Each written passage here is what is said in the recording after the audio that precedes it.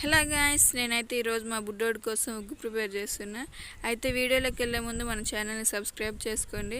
చాలామంది mothers బేబీస్కి 6th month నుంచి తల్లిపాలు సరిపోవడంలో ఏం పెట్టాలా హెల్తీగా బేబీస్కి అని ఆలోచిస్తూ ఉంటారు.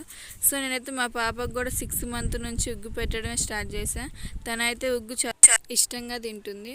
సో అయితే మా బుడ్డోడికి ఇప్పుడు 7th మంత్ ఎండింగ్ వచ్చింది.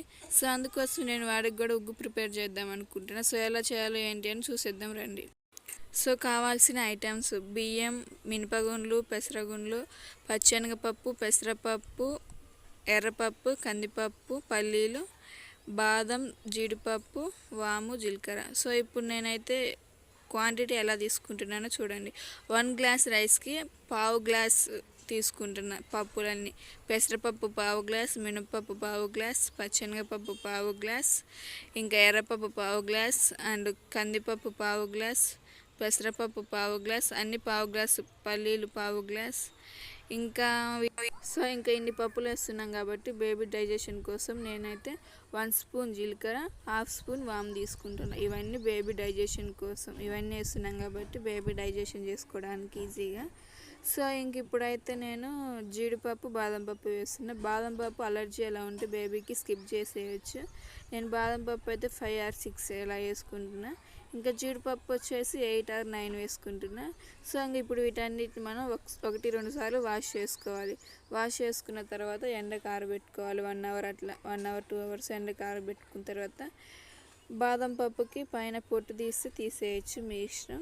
సో ఇవన్నీ ఎండకు ఆరబెట్టుకున్న తర్వాత ఆరిన తర్వాత వీటన్నిటిని వేయించుకోవాలి. ఇవి బాగా వేగినాయని ఎలా తెలుస్తుంది అంటే ఇవి వేగితే చాలా కమ్మటి వాసన వస్తుంది ఇవన్నీ పప్పులన్నీ. సో బాగా వేయించుకున్న తర్వాత అయితే మనం ఈ పప్పులు వేయించుకునేటప్పుడు గ్యాస్ని సిమ్లోనే పెట్టుకొని వేయించుకోవాలి. అప్పుడే పప్పులన్నీ బాగా వేగుతాయి లోపల నుంచి మంచిగా. సో ఈ పప్పులు వేగుతుంటే అసలు వాసన ఇల్లంతా గుబారిస్తుంది, అంత కమ్మటి వాసన వస్తుంది. సో పప్పులు వేయించుకున్న తర్వాత ఇట్లా మిక్సీకి వేసుకోవాలి. సో మిక్సీ అయితే నేను కొంచెం మెత్తగానే పడుతున్నా. మగపిల్లలు అంత ఈజీగా అరిగించుకోలేరు అంటారు కాబట్టి, ఇప్పుడు మా వాడికి 7th మంతే కాబట్టి. సో మెత్తగా మిక్సీ పట్టుకున్న తర్వాత ఇప్పుడు ఈ ఉగ్గుని ఎలా ప్రిపేర్ చేసుకోవాలో చూపిస్తారండి. సో ఇప్పుడైతే ఒక బౌల్ తీసుకోవాలి, అలా కొంచెం వాటర్ పోసుకోవాలి. అయితే పిండిని డైరెక్ట్గా ఇట్లా గ్యాస్ స్టవ్ వాటర్లో వేయకూడదు. విడిగా ఒక చల్లటి వాటర్ తీసుకోవాలి. ఒక చిన్న బౌల్లో చల్లటి వాటర్ తీసుకొని ఆ వాటర్లో పిండి ఒక 2-3 స్పూన్స్ వేసుకొని మిక్స్ చేసుకోవాలి. డైరెక్ట్గా ఇట్లా వాటర్లో వేడి వాటర్లో వేస్తే ఏమవుతుందంటే ముద్దలు ముద్దలుగా అయిపోతుంది పిండి అంతా. సో ఇట్లనే వేడి వాటర్లో కొంచెం ఒక చిటికెడంతా ఉప్పు వేసుకోవాలి. ఉప్పు వేసిన తర్వాత మనం కలుపుకున్న పిండిని ఆ వాటర్లో వేసుకోవాలి. సో ఇదంతా బాగా దగ్గరికి చిక్కగా కుక్ అయిన దాకా ఉడికించుకోవాలి. సో ఇదైతే నేను చాలా వాటర్ పోసాగా చూసారు కదా. ఇప్పుడు చూడండి ఎంత దగ్గర కుక్ అవుతుందో.